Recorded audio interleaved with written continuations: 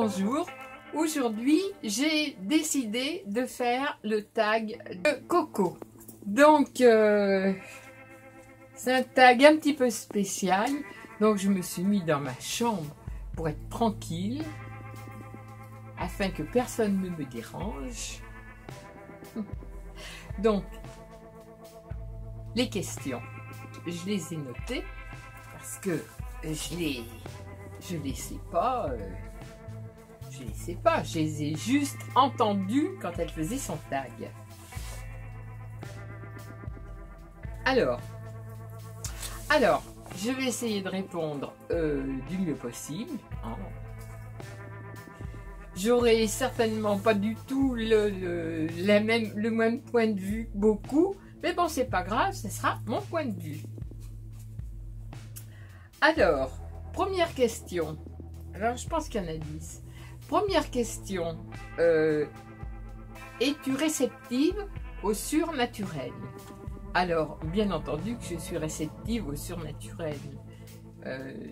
J'adore ça. Et puis j'ai vécu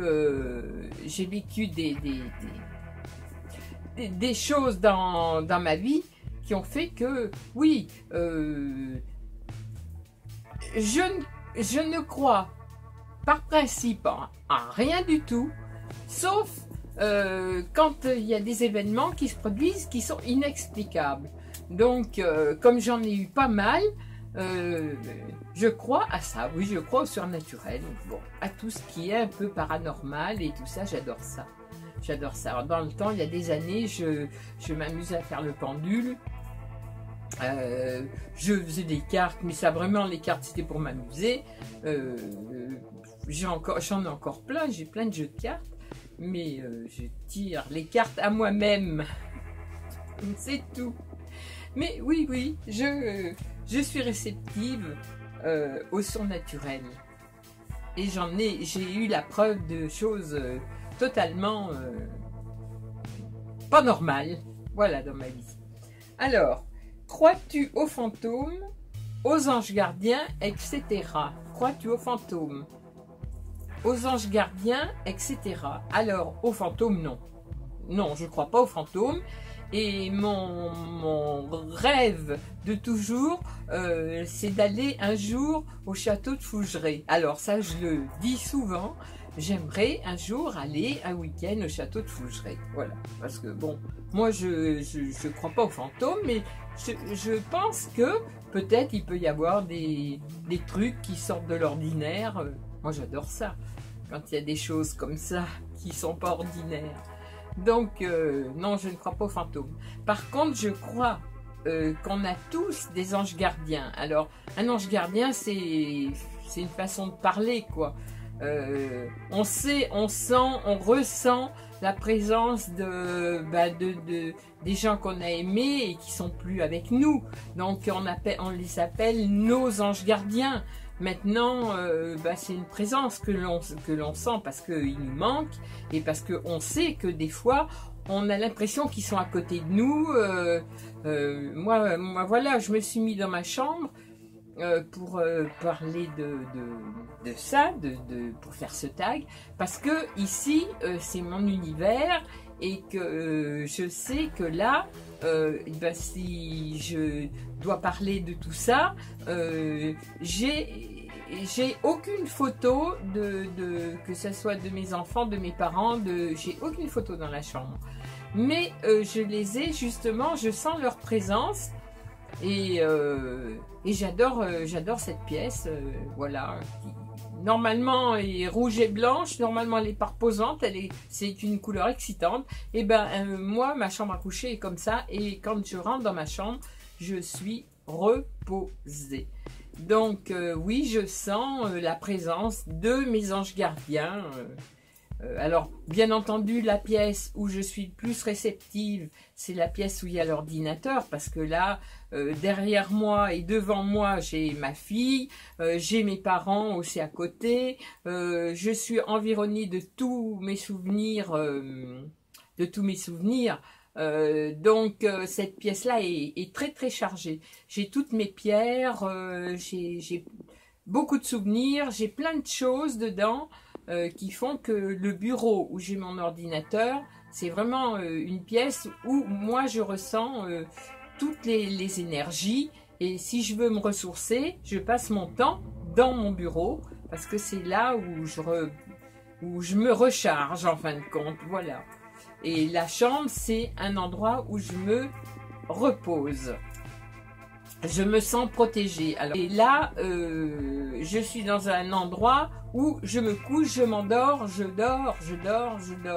Chose que j'ai rêvé de faire pendant des années et que je ne pouvais pas. Parce qu'ici, je me sens très bien. Alors, mes anges gardiens, oui, ils sont autour de moi. Je sais, hein.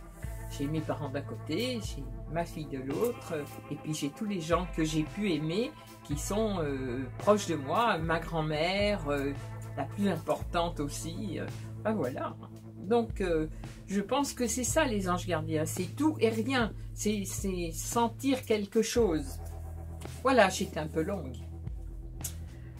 Alors, ensuite, as-tu déjà eu une expérience inexplicable? Alors, j'en ai eu plein d'expériences inexplicables. D'ailleurs, j'ai fait des vidéos là-dessus. Alors, je vais passer quand même assez vite. J'ai eu l'expérience inexplicable venant justement de ma grand-mère qui m'avait dit, quand elle était malade, elle m'avait dit, tu sais, ma petite fille, elle se confiait beaucoup à moi et moi à elle. Et elle m'avait toujours dit, tu sais, s'il y a quelque chose de l'autre côté, quand je serai partie, mon vœu, si je dois faire un vœu, mon vœu le plus cher serait que mon fils ait un enfant, parce qu'ils avaient plus de 40 ans tous les deux, et ils n'ont jamais pu, ils ont tout fait pour avoir des enfants, ils n'ont jamais pu avoir d'enfants, ils ne pouvaient pas en avoir. Et ma grand-mère m'a dit, tu sais, tu es la seule à le savoir, donc rappelle-toi de ça, si un jour je peux faire un vœu et ce vœu se réalisera, tu seras la seule à le savoir. Bon, ma grand-mère, naturellement, est morte. J'étais enceinte de 3 mois de mon premier fils, Jean-Christophe, quand ma grand-mère est morte. Et donc, je me suis rappelé ce qu'elle m'avait dit. Et 3 mois après, donc j'étais enceinte de 6 mois, 3 mois après, ma tante allait chez les médecins et tout, parce qu'elle avait 45 ans, et elle n'avait pas d'enfant, mais elle avait des problèmes au niveau du ventre, et donc elle allait chez les médecins à l'époque, il y a longtemps de ça, hein, et les médecins lui disaient, madame, c'est la ménopause. Bon, en fait, d'être la ménopause, eh bien, elle était enceinte. 3 mois après que ma grand-mère soit partie, elle est tombée enceinte et moi j'ai eu mon fils et 3 mois après, ils ont 6 mois de différence, 3 mois après, eh bien elle a eu un fils aussi. Donc, et c'était une chose impossible. Ma tante ne pouvait pas avoir d'enfant. Eh bien, elle a eu un fils. Et ça, tout de suite, quand j'ai su ça, je me suis dit, mais ça c'est ma grand-mère. Ma grand-mère m'avait dit, si je peux faire un vœu, je ferai celui-là. Et bah, ça m'est toujours resté, hein, parce que maintenant, il a 51 ans et il est bien là. Voilà, c'est un miracle. Voilà. Donc je ne peux que constater quelque chose d'inexplicable. Voilà. Mais il m'arrivait plein d'autres choses. Moi, je parle beaucoup avec ma mère et des fois, je me dispute. Je fais comme si elle était là, toujours vers moi. Quand je trouve pas quelque chose, je lui dis, bon sang, tu as vu où j'ai posé mes choses, dis-moi où c'est. C'est des choses inexplicables. D'un seul coup, je vois l'objet où je vais directement vers l'endroit où se trouve ce que j'ai perdu. Et mon cerveau réfléchit pas. J'ouvre, je prends, et c'est ce que j'avais perdu. Voilà. Et là, je lui dis merci, bien entendu. Bon, ben voilà, moi je crois en des trucs comme ça. Et j'ai plein de choses comme ça auxquelles je crois. Voilà. Il y a des choses auxquelles je ne crois pas du tout, moi. Alors, est-ce que tu t'es déjà fait prédire l'avenir? Alors, oui. Parce que pendant des années, quand je travaillais, notre grande occupation, c'était d'aller voir ce qu'on appelait à l'époque les cartomanciennes. Alors on en a eu plusieurs. Hein. Oh là là, on a eu Anna, on a eu 2 Anna, on a eu Madame Jourdonex, on a eu plein qui n'existent plus, je pense, hein, maintenant. Et chacune en allait pour savoir notre avenir, parce qu'on était toutes à peu près dans la même situation au travail. Hein. On était toutes, soit on s'entendait plus avec nos maris, soit on était divorcés, soit on était sur le point de se séparer. Donc on avait toute la même histoire, et donc, on allait voir nos cartomanciennes, qui nous tiraient les cartes et qui nous disaient notre avenir. Alors moi, celui qui était pour moi le mieux, mais ils étaient tous bien. Celui qui était pour moi le mieux et qui m'a dit des choses vraies sur des années, c'était Daniel. Voilà. Daniel, je ne dirais pas son autre nom, hein, Daniel. Donc, il était réputé à Vichy, beaucoup y allaient. Et lui m'a dit plein de choses, plein de choses. La maladie de mon père, je serai la seule à voir, parce que comme j'étais en adoration devant mon père, le moindre signe de faiblesse, je le verrai. Donc c'est vrai que je me suis rendu compte, 2 jours avant qu'il fasse son infarctus, je savais qu'il allait faire quelque chose, parce que je l'ai regardé et je me suis dit, j'ai ressenti que à son visage, à son attitude, qu'il allait lui arriver quelque chose au niveau de la santé. Et c'est ce qu'il m'avait dit lui. Il m'avait dit, vous allez le ressentir. Donc je l'ai ressenti effectivement. 2 jours après, mon père faisait un infarctus. Bon, et puis bon, pour ma petite maman, c'était pareil. Hein. Il m'avait dit que il disait jamais, il prononçait jamais le mot mort. Hein. Normalement, ces gens-là ne prononcent jamais la mort de quelqu'un. Mais ils disent, cette personne va être malade, ou patati patata, voilà. Donc, moi, il m'avait vu, ma petite mère, se faner et devenir comme une figue. Et ça m'a marqué, devenir comme une petite figue, jaune et ridée. Et je me suis dit, tant mieux, tant mieux, tant mieux, parce que ma maman va vivre très vieille, elle va finir comme une petite fille toute ridée, et déjà qu'elle était toute petite, donc je disais, je vais en profiter. Moi, il n'y a pas d'âge hein, pour vouloir garder ses parents. Je vais en profiter des années, oui, sauf que elle est morte jeune, et elle est morte avec justement une allure de petite fille, parce que la maladie l'a emportée. Et quand elle a été sur le point de partir, au fond du lit, j'avais quoi devant moi? J'avais une femme pas âgée, mais qui était devenue une petite fille, jaune, toute ridée, méconnaissable. Et voilà, il avait décrit exactement ce que j'ai vu. Donc, il a vu plein de choses comme ça. Alors bon, moi là j'en dis deux ou trois, mais je pourrais en dire des centaines. Et une qui m'a prédit il y a quelques années là, ma vie, ce que j'allais faire, ce qui allait m'arriver au niveau de ma santé, au niveau de mes relations. Et à l'époque, j'étais allée la voir et elle m'avait dit des choses très précises qui se sont passées. Et surtout, elle m'avait bien prévenu, elle m'avait dit ne retournez jamais en arrière. Quand une histoire est finie, ne retournez jamais en arrière. Bon, l'erreur que j'ai pu faire. et résultat, ce qu'elle m'avait dit, c'est arrivé. Et elle disait vraiment des choses vraies. Au niveau de ma santé, c'était pareil. Hein, quand j'y suis allée, elle m'a dit que j'allais me faire opérer, ventre, et effectivement, enfin, vraiment, elle était bien, elle était très bien. Donc, je pourrais en dire comme ça. Moi, j'ai pas peur de ça. Là maintenant, je n'y vais plus depuis au moins 4 ans. Oui, 3-4 ans, parce que j'ai plus lieu d'y aller. J'ai ma vie organisée. J'ai pas envie de savoir ce qui va m'arriver demain. Voilà, ni à moi, ni aux gens que j'aime, ni à ceux qui m'entourent. Donc, je ne vais plus nulle part. Mais j'y suis allée, oui, j'étais une adepte de ça. Ce qui doit arriver, arrivera, voilà, à mon âge. Je crois que j'ai vécu un des pires moments de ma vie, il y a 2 ans. Donc maintenant, tout ce qui peut arriver, à part la santé de mes enfants, le reste, je m'en fous. Alors, cette question-là, alors je vais répondre vite fait. Crois-tu en Dieu? Alors là, je réponds non, absolument pas. Mes parents ne nous ont pas élevés dans un état religieux.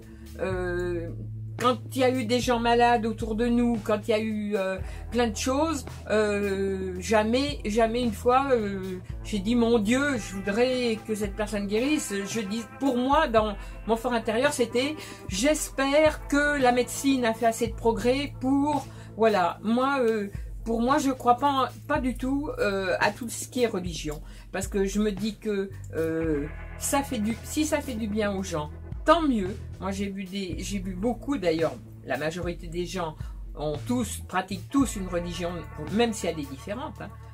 Mais ça leur fait du bien. Pour moi, ça ne me fait rien du tout.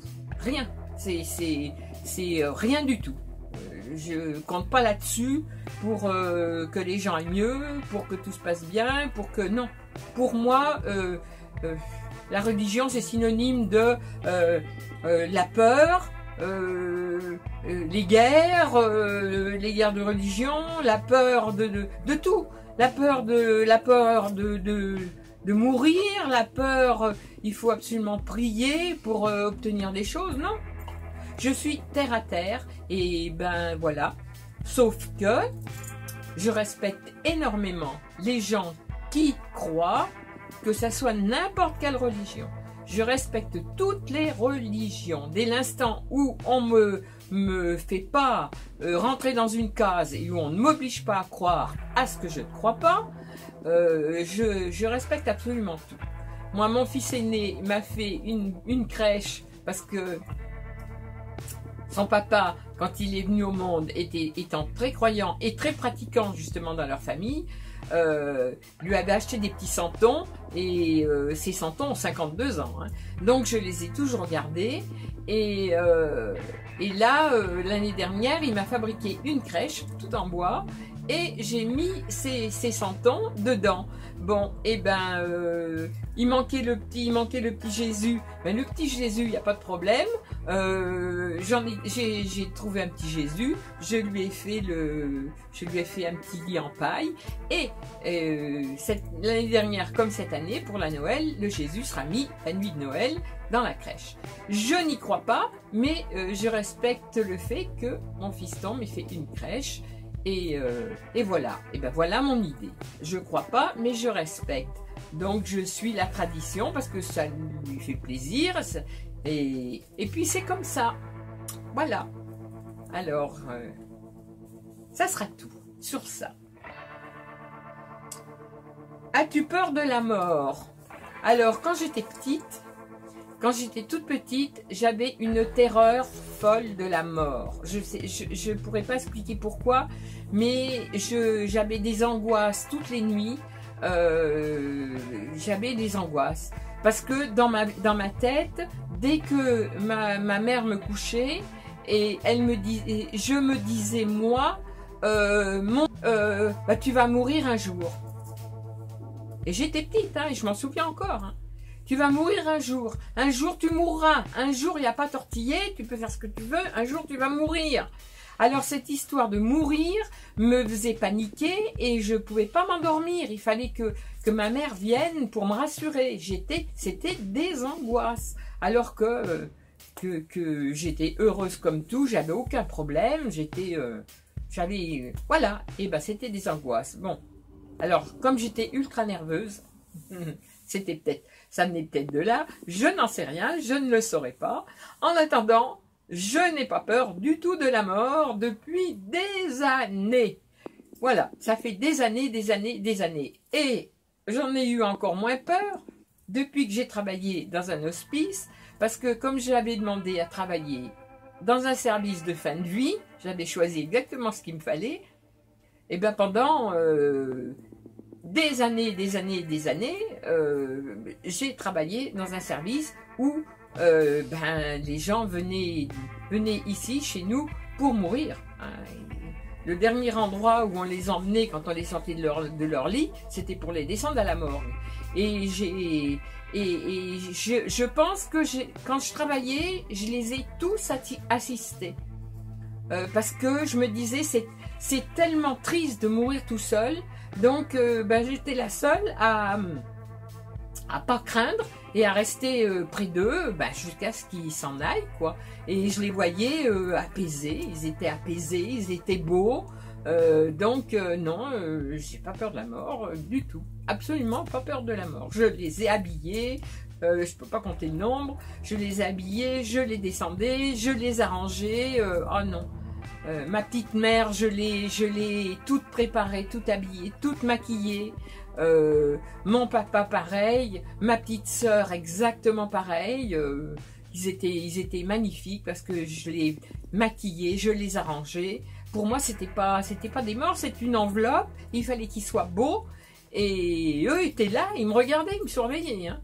Et la dernière en date, c'était ma fille, Géraldine, mais tous les jours, j'allais lui remettre du rouge si je voyais que ça pâlissait, ou tous les morts qui m'ont entouré, qui étaient très proches de moi, ont tous été beaux jusqu'à ce qu'ils soient dans leur cercueil, parce que je tenais à ce que j'aimerais qu'on me fasse à moi, d'ailleurs. C'est ce que je dis toujours à mes enfants. Je dis, moi, surtout maquillez-moi. Je ne veux pas avoir l'air d'un macabé, hein, surtout pas.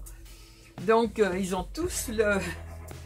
Je ne sais pas qui va me maquiller, mais je leur dis surtout, ne lésinez pas sur le maquillage. Hein. Je n'ai pas envie d'avoir une tête de mort. Hein. Et non, j'ai pas peur de la mort. Non.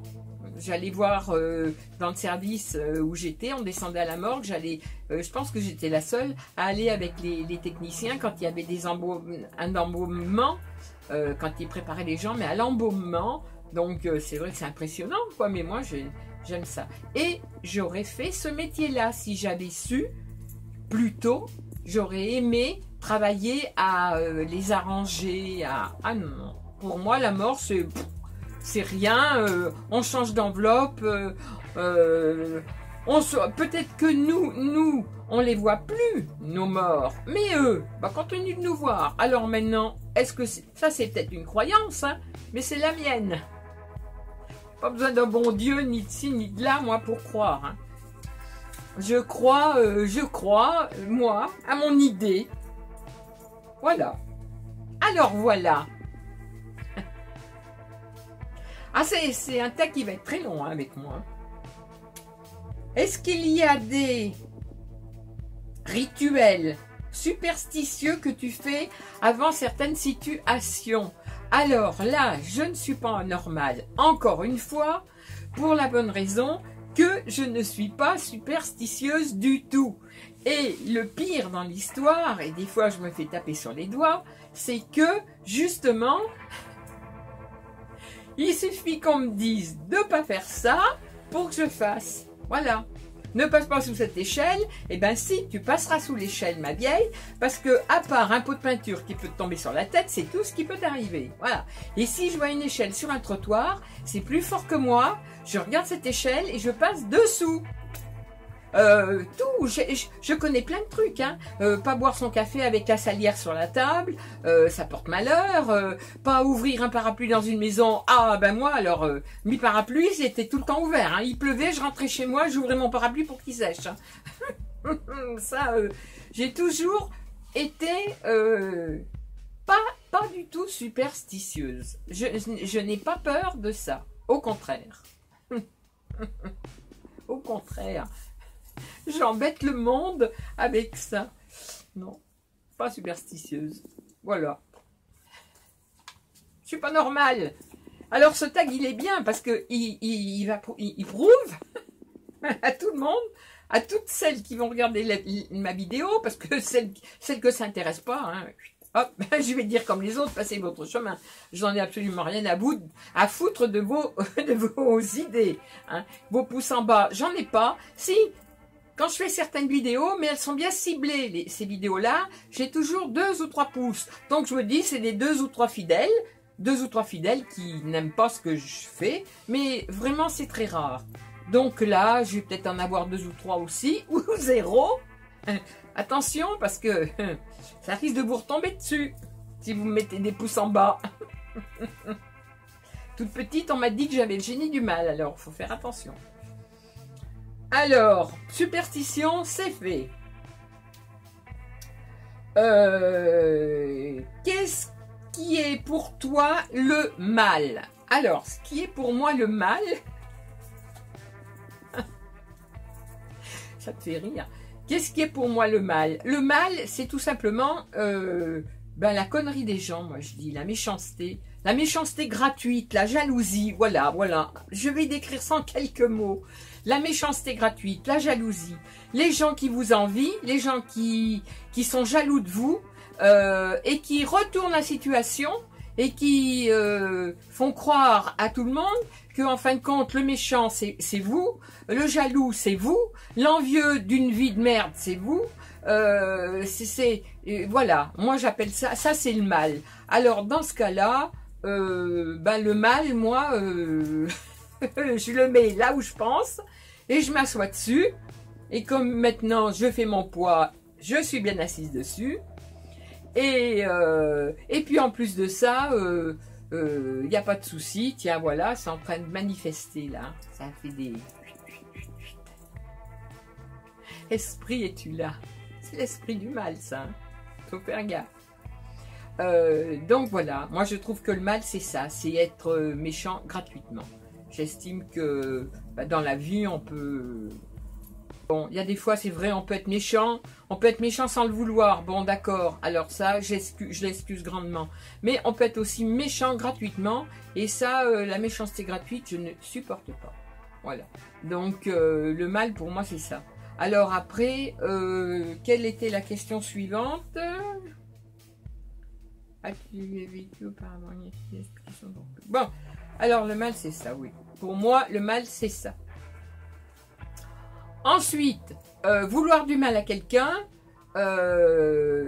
moi je suis assez patiente parce que par le passé, ça m'a causé beaucoup de soucis, ça m'a pas permis d'aller pas mal au tribunal, de défendre et d'être instinctive, et quand on faisait du mal à mes enfants, parce qu'à moi j'en ai rien à foutre, mais quand on touchait à mes enfants ou aux gens que j'aimais, ça me mettait dans des rages folles, et pour moi il n'y avait pas de souci. Dans les heures qui suivaient, ça se passait très mal. Ça m'a valu beaucoup d'ennuis, ça m'a valu des séances au tribunal, ça m'a valu plein de soucis. Donc maintenant, avec l'âge, je vais dire franchement, si, mais je suis très patiente. Alors contrairement à certaines personnes qui disent « Moi, je vais aller, je vais leur rentrer dedans. » Oui, moi, j'ai fait ça pendant des années, hein, rentrer dans les gens. Maintenant, je me dis « Eh ben, tant pis, je vais prendre mon mal en patience. » Et les gens qui ont vraiment fait du mal, eh ben, ceux-là, ça va leur retomber sur le coin de la tronche, tôt ou tard. Je suis très patiente là-dessus. Des fois, ça prend des années, mais... ça arrive après, petit à petit. Et ça, là-dessus, je suis intraitable. Eh ben oui. Donc, je suis comme ça. J'ai appris à être patiente, mais je me dis que le mal retourne toujours à celui qui le fait en premier.